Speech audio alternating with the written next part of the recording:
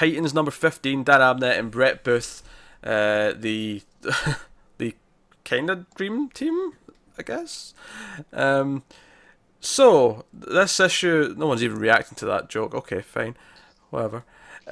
So this is Wally's writing a letter throughout the whole issue, basically announcing that he's going to quit the Titans for now because, you know, heart problems, and he also wants to sort of rediscover Wally because he's just been the Flash since he get back because his life was kind of erased.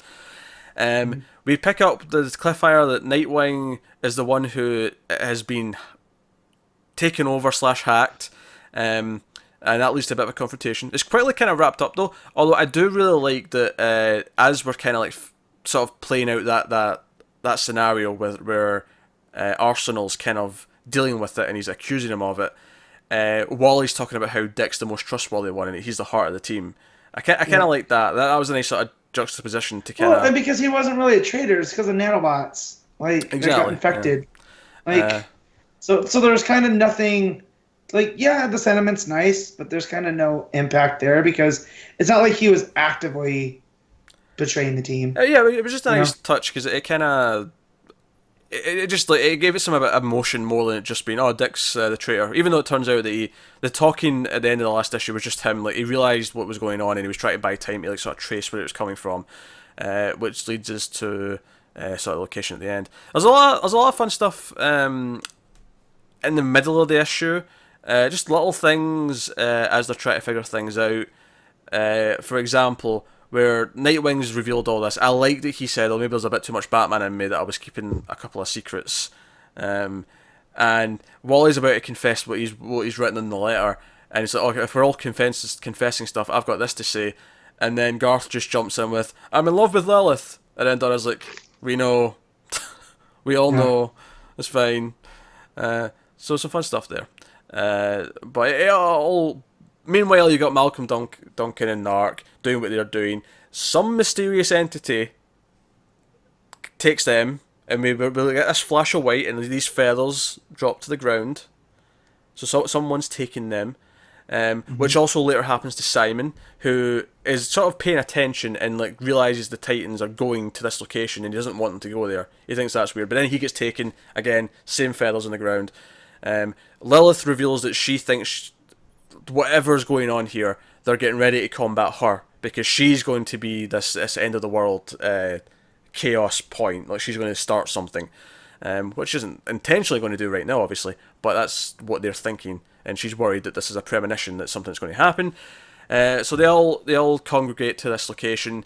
Simon, Narc, and Malcolm Duncan are all possessed by whoever this entity is. They fight the Titans, and Dick gets stabbed. It's a kill shot. He gets stabbed right through himself. And Wally speeds in to save him. And he actually does. And Dick even acknowledges, wait, we just went back in time like a few seconds. Like something, you know. And he quickly goes, wait, Wally? Did Wally do that? And sure enough, Wally did. And this stops his heart. So they're still in the middle of Shit Creek because the villains are still there. But Wally basically is dying or having a heart attack at the end of the book. Yeah, I thought it was a decent issue. I had some fun with it. I liked the whole letter from Wally as a sort of framing device that was kind of going throughout, because I knew where it was going. Like the entire thing was clearly spelling out, I'm leaving the Titans to do whatever, and then we get to the end and it's like, okay, his heart's going to give out at the end of this issue. But he gave out saving Dick, so that was kind of cool. Yeah, but I'm just kind of over the soap opera-y elements of it, like, you know. Like, the whole traitor thing, I was down for it to see where it goes, and then there's just, like, 2 lines of dialogue. Oh, it was just nanobots planted by Hive, you know? So, kind of like, I would have liked Dick to have some agency in it, oddly, you know? though, it ends with saying, next issue, traitor revealed. So, yeah. I'm not sure what that means or where that's going. And also, this is definitely Mr. Twister, right, from the Titans Hunt? Because we have all of them there now, plus Wally. Yeah, very probably. I mean, I have to be honest, I didn't read this issue because, like Matt said, you know how he said then he was kind of over it, you know, it's very soap opera. Yeah. And I've been feeling that way, and I was like, Matt, should I read this? Because usually because of my work week, I read a lot of my books on the Saturday. Obviously, I was at the wedding today, so I was like, you know, okay, I've got limited time. Trying to get them done. trying to get him done. I was like, man, Yeah. okay, what, is it still just more? He was like, yeah, it's just more of the same. So I kind of didn't bother. And hearing you all say that, I don't feel like I missed that much. It feels like more soap opera drama.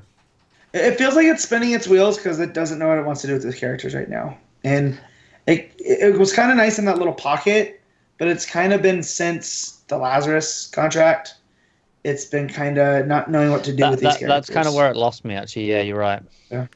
Like, and I was reading it for Wally, right? Now, if he's leaving, I'm kind of like, well, I get Nightwing and... I don't think he actually is leaving, though. I think you're reading that at face value a little bit too much. I think clearly, like, I don't know. I could see him leaving for an arc to go, like, be like, well, maybe this is the first time I haven't had. I mean, I haven't had speed powers for a while. It's one of those where I get if they do, because it's the same thing they've done with Steph in Detective. Yeah, I could see a similar thing with like that. Yeah, but like, are they really gonna do that when, they just brought Wally back? Wally was the linchpin of Rebirth. I mean, obviously Stephanie was a big deal as well, but like Wally was the linchpin. Are they going to just go, okay, yeah, we brought Wally back, but there's nowhere you can read him in a month? That seems strange. It depends what they do. I really don't know. I don't really necessarily disagree with any of the complaints, to be honest. I'm still digging it for what it is, but I never regret reading it, though. I feel like the character voices are usually there. I usually have fun with these characters, just kind of, even if it is a bit soap opera, which it is. But I'm kind of digging for what it is, so I'm happy enough with it. Fair enough. Like it's definitely not a bad book. When I say that, it was just like this week I was pushed for time. I was like, do I really actually want to read this? Because I know what I'm going to get, and do I really want that? And I wasn't sure. Yeah. All right. Well, not a whole lot to add there. Some fun little character moments. It did brush over the whole traitor thing a bit quicker, I think, than any of us were expecting. But I did like the whole letter device that was told throughout. Yeah, that was nice. So, yeah, nothing special, but I never regret reading it. So. That's the thing. It doesn't sound like a bad issue from what you're saying. It just sounds like it's more of the same, which I'm kind of just over. But again, that's not necessarily a bad thing in itself. If you've been enjoying it, then you'll probably carry on enjoying it.